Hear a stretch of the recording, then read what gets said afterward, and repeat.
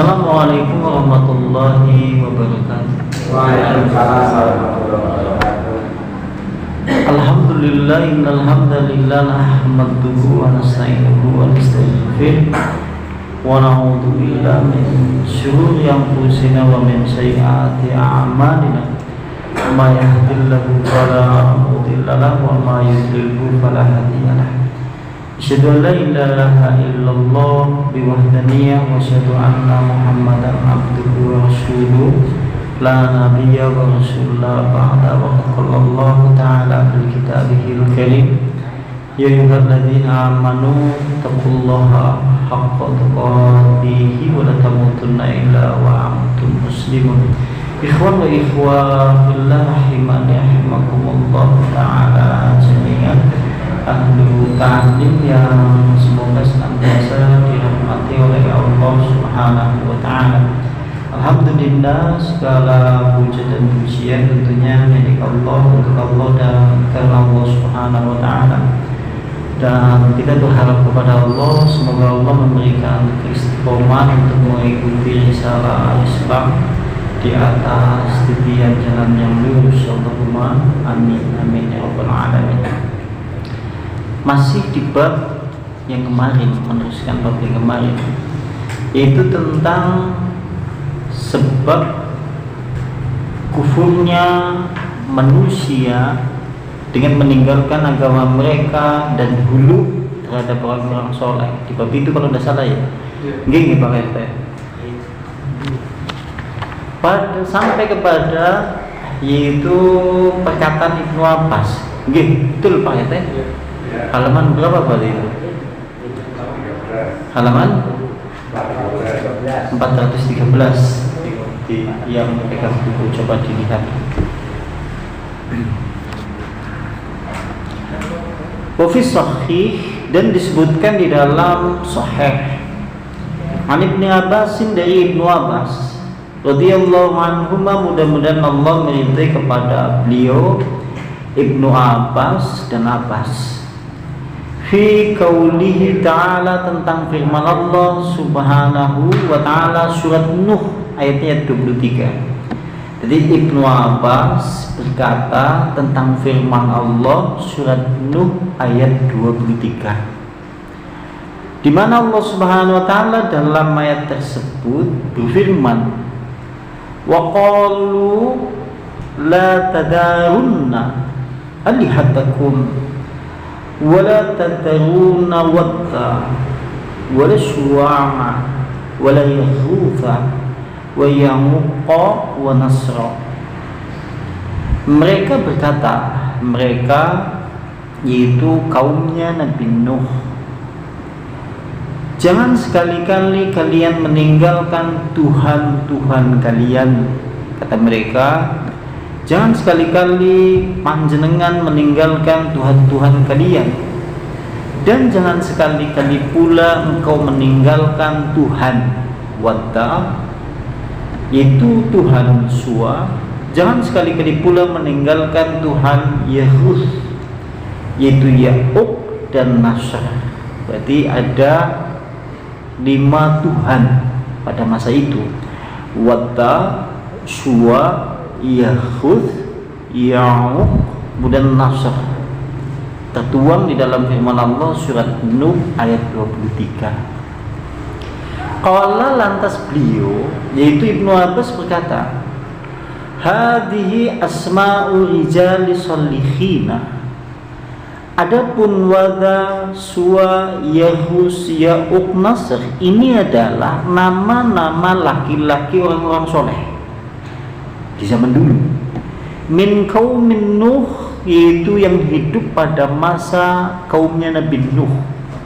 Berarti mbiyen nang masane zaman Nabi Nuh ana wong-wong soleh, jenengane Wada, Suwa, Yahus, Ya'uq, Nasr. Jenengane gue mau nuduh Indonesia sih, yang Indonesia lah mungkin Edi, Paino misalnya. Tahun ini seperti itu. Jadi ini adalah nama-nama laki-laki soleh. Nah, yang hidup di zamannya kaumnya Nabi Nuh. Falamma halaku, maka tatkala mereka semuanya meninggal, tatkala mereka pecah, Wada meninggal, Suwa meninggal, Yahus meninggal, Ya'uq meninggal, Nasr meninggal. Auha syaitan, maka setan mewahyukan kepada kaumnya Nabi Nuh, an angsibu, hendaklah kalian wahai Nabi kaumnya Nabi Nuh membuat patung-patung mereka di tempat majlis-majlis mereka. Jadi setan membisikkan di dada kaumnya Nabi Nuh, digawe patung bae wong-wong sing soleh mau. Iwe nanggon tempat ngaji-ngajini dheweke, iki maksudnya iki bahasane dhewek sing kepenak.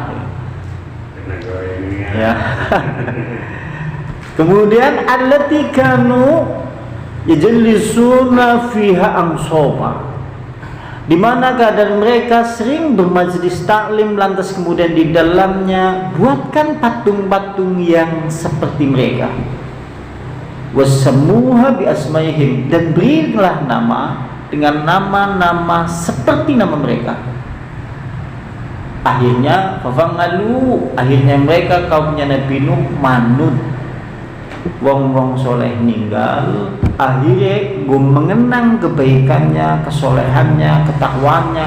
Wong-wong gawe patung, wujudnya 5, anak patungnya Wada, Suwa, Yahus, Ya'uq, Nasr. Jadi seperti itu. Lantas kemudian falam tu'bad, pada mula-mula orang yang membuat patung itu, patungnya tidak disembah. Awal mula biasa, patungnya tidak disembah. Akan tetapi hatta idza halaka, sampai kemudian pembuat patungnya generasinya itu meninggal. Begitu generasi sing gawe patung pada meninggal, lantas wanusyal ilmu, dan ilmu telah diangkat. Akhirnya patung-patung itu disembah. Itu seperti itu. Bagaimana cara penyembahannya terhadap berhala pada saat itu? Mereka berdoa kepada Allah melalui patung-patung itu. Ini awal mula orang berbuat syirik itu karena permasalahan pengagungan kepada orang soleh yang meninggal, yang hulu berlebihan. Dewek kan wong soleh sing meninggal, ia menghormati. Tapi kalau sampai berbuat hulu berlebihan, nanti berakibat bisa mengantarkan manusia ke tangga menuju kesyirikan kepada Allah Subhanahu wa taala, sebagaimana yang terjadi di zaman kita hidup hari ini. Dan kita lihat ke bawahnya, wahadal asar tadi yang dibaca di atas, ikhtasarahu al-musannifu, pengarang kitab meringkasnya. Jadi pengarang kitab di sini meringkas asar itu. Aslinya janjane mandandawa. Walafdhu ma fil Bukhari, sementara lafaz yang tertulis di dalam Bukhari dari Ibnu Abbas, qala, berkata Ibnu Abbas, masih di dalam riwayat Bukhari, cuma sing mau nang dulu sing diwaca ki diringkes nang pengarang kitab, mung ditulis situnya tok. Lantas kemudian oleh penjelasan kitab ini, oleh pensarah ditambahi wong anu asline janjane akeh ning dipotong nang pengarang kitab. Tujuannya mung golek intinya saja. Cuma karena kita belajar syarahnya, penjelasannya ditampilkan semuanya. Qala, berkata Ibnu Abbas, sarat al-awshan, maka mereka itu menjadi berhala-berhala di zamannya Nabi Nuh di tanah Arab dan juga sesudahnya. Jadi mbiyen kuwi berhala-berhalanya Nabi Nuh, tapi berlanjut sampai di wilayah Arab.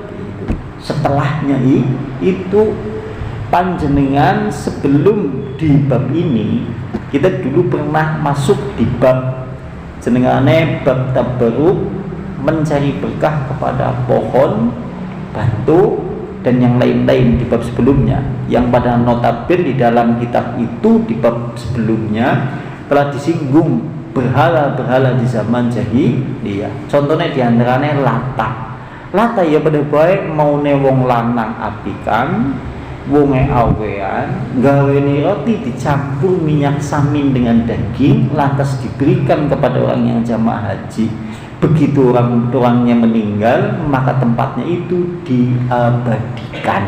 Maka orang menyebutnya sebagai berhala Lata. Naudzubillah min dzalik.